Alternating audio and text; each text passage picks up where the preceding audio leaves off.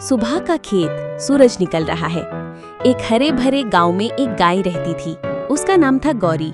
वो बहुत प्यारी थी, लेकिन इन दिनों बहुत उदास रहती थी। गौशाला के अंदर गाय चुपचाप बैठी थी। गौरी ना तो घास खा रही थी, ना ही किसी से बात कर रही थी। वो सिर्फ एक दिशा में देखती रहती थी। बच्चा आता है, हाथ में बाल्टी। गांव का एक नन्हा बच्चा राजू रोज सुबह गौरी को देखने आता। वो कहता, गौरी, तुम उदास क्यों हो? राजू को समझ में नहीं आया कि गौरी दूध क्यों नहीं दे रही। राजू गांव के बड़े लोगों से पूछता है, क्या हुआ गौरी को? दादा कहते हैं शायद उसे अपने बछड़े की याद आ रही है। राजू दौड़ता है और खोज शुरू करता है। राजू को याद आया कि कुछ महीने पहले गौरी का बछड़ा कहीं ले जाया गया था। वो गांव के बाहर खेतों में उसे ढूंढने निकल पड़ा। राजू बछड़े को ढूंढता है, रोता नहीं पर हिम्मत रखता है। एक दिन की तलाश के बाद राजू को झाड़ियों के पास बंधा एक प्यारा बछड़ा मिला, छोटू। राजू छोटू को लेकर लौटता है। गौरी उसे देखकर दौड़ती है। गौरी की आंखों में चमक लौट आई। वो दौड़कर छोटू के पास पहुंची और अपनी नाक से उसे सहलाने लगी। गांव वाले खुश, बच्चा और गाय खेलते हैं। अब ना सिर्फ खुश थी, बल्कि फिर से दूध भी देने लगी थी। राजू और छोटू रोज साथ खेलते थे। एंड शॉट, खेत में गाय, बच्चा और बछड़ा साथ। गांव के लोग कहते हैं, जहां प्यार होता है वहां दुख दूर भाग जाता है। हरा भरा जंगल, पक्षियों की चहचहाहट, जानवरों की मस्ती। कहीं दूर एक घना जंगल था, जहां सब जानवर मिलजुल कर रहते थे। वहीं रहता था एक शांत, मजबूत और सबका दोस्त हाथी मोती। मोटा बालों वाला भालू जंगल में उछलते कूदते आता है। एक दिन वहाँ आया एक नया मेहमान, शरारती भालू झब्बू। वो पेड़ों से झूलता, केले चुराता और सबको परेशान करता। भालू मस्ती में, ये जंगल तो बहुत मजेदार है। हाथी के नहाने वाले तालाब में पत्थर फेंकता है। मोती, क्यों झब्बू, हर चीज में शरारत ठीक नहीं। झब्बू हंसते हुए, मजे नहीं करोगे तो जियोगे कैसे? मोती झब्बू को कीचड़ में नहलाता है, फिर दोनों हंसते हैं। मोती ने शरारत का जवाब शरारत से दिया, लेकिन प्यार से। झब्बू को पहली बार मस्ती में दोस्ती की मिठास महसूस हुई। ऊंचे पेड़ से फल तोड़ते हुए नीचे गिर जाता है। एक दिन झब्बू ऊंचे पेड़ से गिर गया और चल नहीं पा रहा था। सारे जानवर डर गए, लेकिन मोती अपनी सूंड और पीठ से झब्बू को उठाता है और पानी में ले जाता है। मोती बिना कुछ कहे झब्बू को उठाकर झील किनारे ले गया, जहाँ सब ने मिलकर उसकी मदद की। झब्बू कमजोर आवाज में, तुम सच्चे दोस्त हो मोती। झब्बू सबकी मदद करता दिखता है, बच्चों को फल लेता है, नन्हे खरगोशों को पानी पिलाता है। उस दिन के बाद झब्बू बदल गया।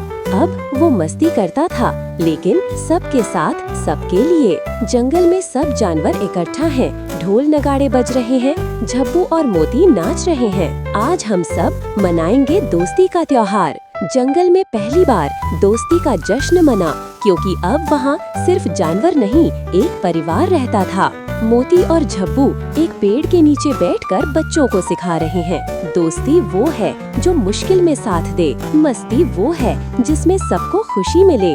सच्ची दोस्ती सिखाती है प्यार, समझ और साथ। एक हरे भरे जंगल में रहता था एक चतुर बंदर। नाम था मंटू। मंटू का एक नटखट बच्चा था टिंकू।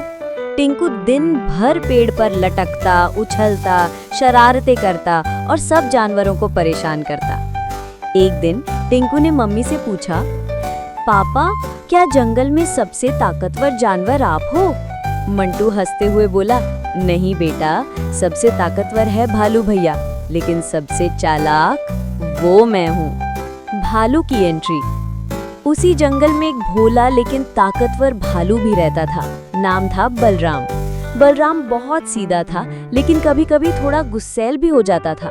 एक दिन टिंकू ने शरारत करते हुए बलराम की पीठ पर पत्थर फेंक दिया और तुरंत पेड़ पर चढ़ गया। बलराम गुस्से में इधर उधर देखने लगा। किसने किया ये? बाहर आओ, मैं तुम्हें नहीं छोड़ूंगा। टिंकू ऊपर से हंस रहा था। पकड़ सको तो पकड़ लो भालू भैया। पापा मंटू की सीख। मंटू ने ये देखा और टिंकू को तुरंत नीचे बुलाया। टिंकू, ये मजाक नहीं था, बलराम भैया गुस्से में है, अगर गिर जाओ या वो सच में पकड़ ले तो क्या होगा? टिंकू सिर झुकाकर बोला, माफ करो पापा, मैं तो बस मजे कर रहा था। मंटू बोला, चालाकी अच्छी है लेकिन समझदारी और इज्जत सबसे जरूरी होती है। चलो बलराम भैया से माफी मांगते हैं। दोस्ती और माफी। टिंकू और मंटू दोनों बलराम के पास गए। टिंकू बोला, माफ करना भालू भैया, मैंने मजाक किया था, आइंदा ऐसा नहीं करूंगा। बलराम थोड़े समय चुप रहे और फिर हंस पड़े। ठीक है छोटू, इस बार माफ किया, लेकिन अगली बार हग नहीं करूंगा, झपटा मारूंगा। सब जोर से हंस पड़े। आखिरी सीन। उस दिन के बाद टिंकू और बलराम अच्छे दोस्त बन गए। कभी टिंकू उसे पेड़ से फल तोड़ कर देता और कभी बलराम उसे पीठ पर बैठाकर जंगल घुमाता। मंटू मुस्कुराकर बोला, दिमाग से जीतो लेकिन दिल से दोस्ती। मम्मी, पता नहीं मिंटू हमें ढूंढ पाएगा या नहीं। चिंता मत करो बेटा, सब ठीक हो जाएगा। अचानक एक सांप टोकरी में घुस आता है। मैं भूख से पागल हो चुका हूँ, अब तुम लोगों को ही खाऊंगा। चल हट, नहीं तो तेरे दांत तोड़ दूंगा। शेर आता है गरजते हुए। मैं जंगल का राजा हूँ, भागो सब। देखो मम्मी, मेरी बॉडी भी शेर जैसी है, मुझे भी शेर कहते हैं। तुझे शेर? चल हट, मैं असली वाला हूँ।